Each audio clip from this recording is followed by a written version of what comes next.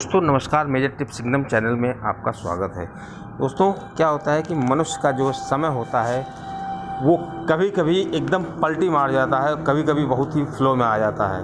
दोस्तों क्या होता है कि जो व्यक्ति होता है वो समझ नहीं पाता है कि ऐसा क्यों हो रहा है। मैं तो पहले से भी वैसे ही काम कर रहा था। तो होता ये है कि जब उसकी जो दिशाएं हैं, जिस दिशा में वो काम कर रहा था, उसके सफलता के जो नाम्स होते हैं वो सब वही होते हैं, लेकिन उसको जो अवसर मिलने चाहिए वो नहीं मिलते हैं। उसको मनचाही सफलता नहीं मिलती है और उसको समझ में नहीं आता है कि ऐसा क्यों हो रहा है। और वो सबसे बड़ी चीज़ है, मानसिक रूप से वो परेशान भी होने लगता है और साथ ही साथ ग्रह कलेश होंगे और लोगों से उसका वाद विवाद, और जहाँ पे उठना बैठना होता है वहाँ पे जो मान सम्मान में भी कमी आ जाती है।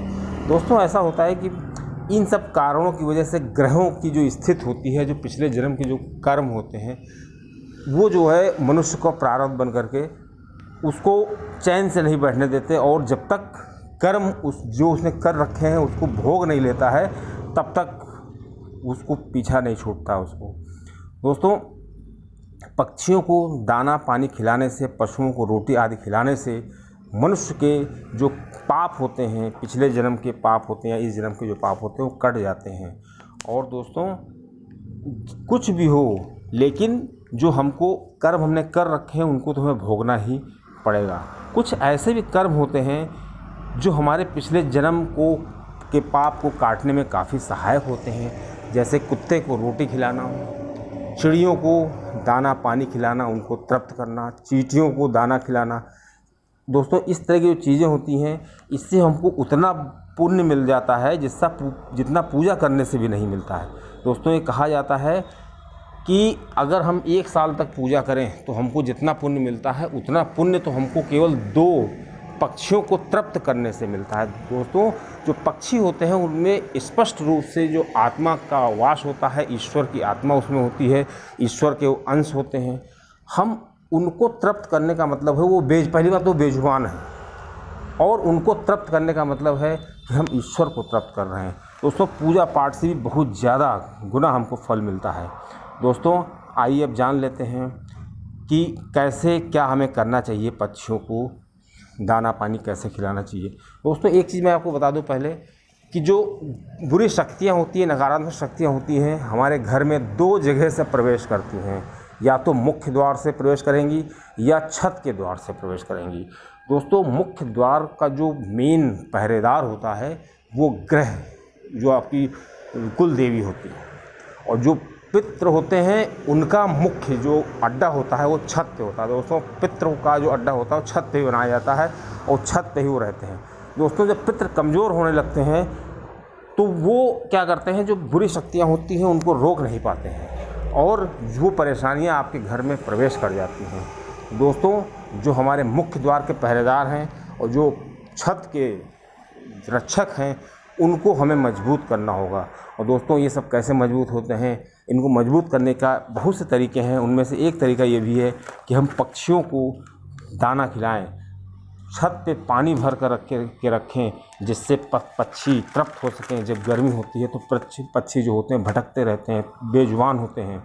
दोस्तों ऐसा करने से हमको अक्षय पुण्य मिलता है, बहुत ही ज़्यादा पुण्य मिल जाता है, और जिससे कि हमारे जो पूर्व जन्म के प्रारब्ध होते हैं जो हमको मुश्किल में डाले हुए हैं वो कटते हैं। दोस्तों जैसे जंग नहीं लगता है, जंग को हम रेगमाल से रगड़ते हैं तो जंग धीरे धीरे कटता है, उसी तरह जो हमारे पानी, पक्षियों को पानी पिलाने से, दाना खिलाने से, उनको तृप्त करने से हमारे जो पाप होते हैं वो धीरे धीरे धीरे धीरे कटते हैं और हमारी गाड़ी एकदम फ्लो में आ जाती है।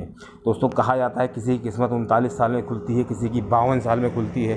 तो दोस्तों वो ऐसा ही होता है कि वो जब इस तरह के कर्म करते रहते हैं तभी उनकी किस्मत खुल पाती है और दोस्तों हमको परम धाम की प्राप्ति होती है।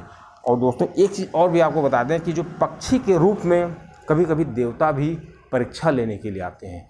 दोस्तों एक बार एक कथा छोटी सी कही जाती है कि लोग कांवर ले जा रहे थे, उसमें गंगा जल रखा हुआ था।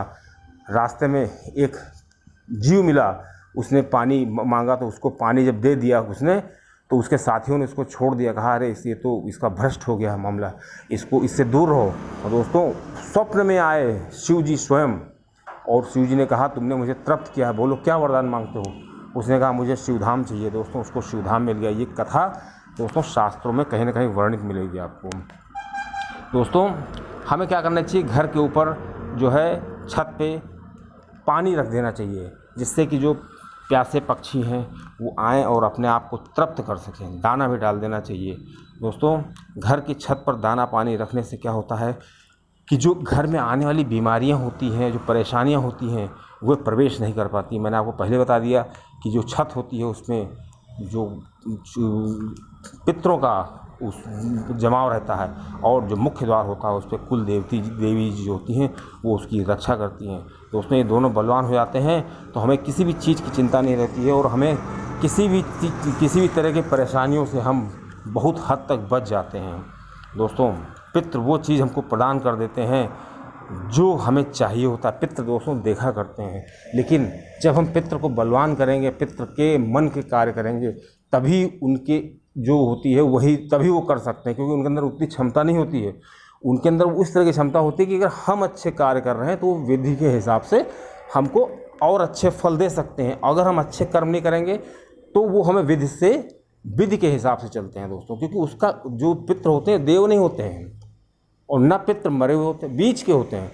उनका कनेक्शन जो होता है ऊपर से होता है, तो वो केवल एक तरीके से मोबाइल का कार्य करते हैं। जैसे मोबाइल में अगर सिम है, नेटवर्क है, तो हम बात कर सकते हैं। अगर हम अच्छे काम करेंगे तभी वो हमको फल दे सकते हैं, नहीं तो चाह करके भी हमको फल नहीं दे सकते हैं। दोस्तों इसी तरह हमको जैसे छत पे जल रखना चाहिए, पानी रखना चाहिए, दाना रखना चाहिए, जिससे कि पक्षी तृप्त हो सकें और हमारा जीवन सफल हो सके, और हम परम धाम की ओर अग्रसर हों और हमारे जो पाप हैं वो कट सकें।